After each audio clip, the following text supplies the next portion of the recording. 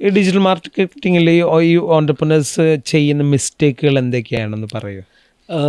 ഫസ്റ്റത്തെ മിസ്റ്റേക്ക് ഞാൻ നേരത്തെ പറഞ്ഞത് തന്നെയാണ്. അതായത് അവർക്ക് ക്ലാരിറ്റി കുറവാകും. വേഗമായിട്ടുള്ള ഐഡിയാസിൽ അവർ ഫോക്കസ് ചെയ്യും. ഡിജിറ്റൽ മാർക്കറ്റിംഗ് ചെയ്യുക, SEO ചെയ്യുക, ഇതിൻ്റെ ഔട്ട്പുട്ട് എന്താണ്, ഈ ഔട്ട്പുട്ടിൽ സംസാരിക്കുന്ന എന്താണ്.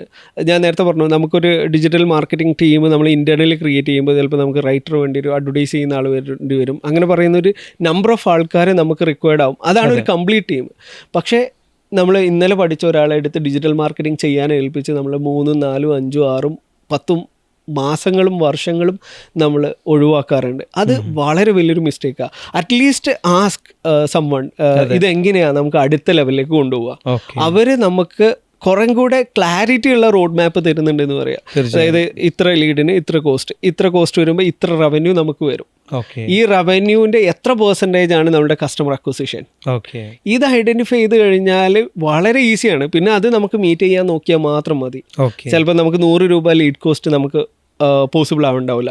സോ 50 രൂപക്ക് നമുക്ക് ചെയ്യണമെങ്കിൽ വാട്ട് വി ക്യാൻ ഡു, 50 രൂപക്ക് 100 ലീഡ് എടുക്കാൻ നമുക്ക് 5000 രൂപ മതി. 5000 രൂപക്ക് നമുക്കൊരു 10 കസ്റ്റമേഴ്സിനെ കൊണ്ടുവരാൻ പറ്റുകയാണെങ്കിൽ നമുക്ക് എന്ത് റവന്യൂ കിട്ടും, അത് എത്ര % ആണ് റവന്യൂവിൻ്റെ വരുന്നത്. സോ ഇത് മനസ്സിലാക്കിയ ഏതൊരു ബിസിനസ്സുകാരനും അവരുടെ പ്രോഫിറ്റബിലിറ്റിൻ്റെ ഉള്ളിൽ നിന്നാണോ എന്നും പ്രോഫിറ്റബിലിറ്റിയുടെ പുറത്തു നിന്നാണോ എന്നും ഒക്കെ ഐഡന്റിഫൈ ചെയ്യാൻ പറ്റും.